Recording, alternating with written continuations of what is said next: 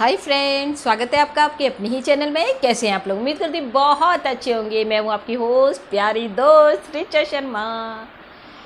Friend, ये शब्द भी ना बड़े कमाल की चीज़ होते हैं।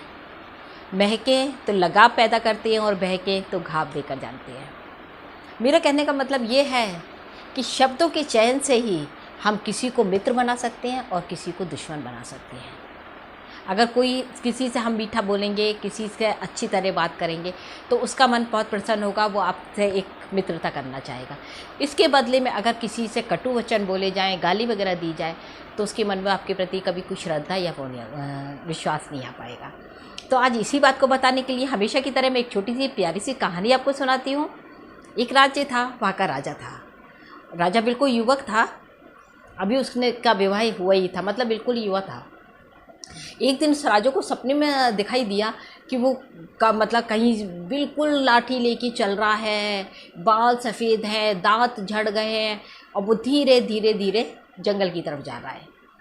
राजा की नींद खुल गई और उसने तुरंत ही सुबह जब सभा उसकी प्रारंभ हुई, उसने ज्योतिष को बुलाया और उससे कहा कि इस सपने का मतलब मुझे बताइए। ज्योतिष ने देखा पूरा सपना, उसने विवेचना वगैरह करके फिर उसने कहा, राम महाराज ये सपना तो बहुत बुरा है। राजा एकदम से क्या क्या मतलब है इस सपने का? बोले, महाराज इस सपने का मतलब ये है कि आपकी आयु इतनी लंबी होगी ना, आपके सारे बच्चे आपके सामने ख़त्म हो जाएंगे, आपके बच्चे ही नहीं उनके पोते भी आपके सामने ख़त्म हो जाएंगे, तब तक आपकी लंबी आयु चलेगी। राजा तो गुस्से के मारे कांपने लगा। तो झूठे हो कह के उसको जेल खाने में पड़वा दिया। अब एक दूसरा ज्योतिष को बुलाया गया कि राजा के सपने की विवेचना करनी है। दूसरे ज्योतिष को पता नहीं था पहले वाली की, उसने भी देखा और करके, महाराज इस स्वप्न का अर्थ तो बहुत ही ज़्यादा बुरा है। ये स्वप्न बताता है कि आप वृद्धावस्था में रोग से जर्जरित होंगे, आपका शरीर जर्जरित हो जाएगा, आप कुछ भी करने के काबिल नहीं होंगे, आपके सगे संबंधी आपके सामने ख़त्म हो जाएंगे। राजा को फिर बहुत तेज क्रोध आया, उसने उसको भी जेल खाने में पड़वा दिया। जब वो दूसरा ज्योतिष जेल खाने पड़ गया तो उसकी घर पे भी खबर पहुंची। उस ज्योतिष का जो पिता था वो भी नेचुरली ज्योतिष ही था, उसे सारी बात पता चली। उसने देखा, उसने कि हाँ सपने का मतलब तो यही है। पर उसने राजा से कहा कि महाराज मैं आपको इस सपने का सही गणना बता रहा हूँ।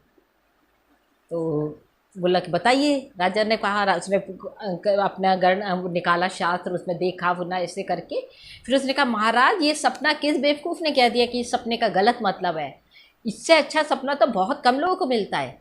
राजा बोला, मतलब इस सपने का अर्थ अच्छा कैसे है ये बताइए मुझको। तो अरे महाराज आप वो भाग्यशाली व्यक्ति हैं जो अपने पुत्र का ही नहीं अपने पोतों का विवाह भी अपनी आंखों से देखेंगे, अपने पड़ पोते को गोद में खिलाएंगे आप। राजा को बहुत प्रसन्नता हुई कि पोते का भी मैं पड़ पोते को गोद में खिलाऊंगा।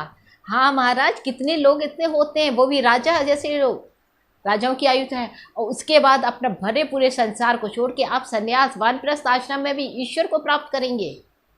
राजा तो प्रसन्नता के मारे फूले निकाया, ढेर सारा उसको इनाम। मांगो ज्योतिष, तुम क्या मांगना चाहती हो? ज्योतिष ने कहा, महाराज बस इतना है कि आप मेरे से पहले जो दो ज्योतिष आए हैं, आप उनको एक तो जीवन दान दीजिए। राजा तो बहुत प्रसन्न था, उसने कहा ठीक है, और उसने उन दोनों को छोड़ने का आदेश दे दिया। उसके बाद भी सेम वही उसी तरह की विवेचना, केवल शब्दों का अंतर था फ्रेंड। आयु लंबी उन्होंने भी बताई थी, लेकिन उन्होंने उस बात को सिर्फ अच्छे वे में कहा, उन ज्योतिष ने उसी बात को थोड़ा गलत वे में कहा। तो एक को दंड मिला और एक को पुरस्कार मिला। इसलिए फ्रेंड बस मेरा इतना कहना है, आप किसी से भी कुछ बातचीत करते हैं, शब्दों का चयन हमेशा ध्यान से कीजिए।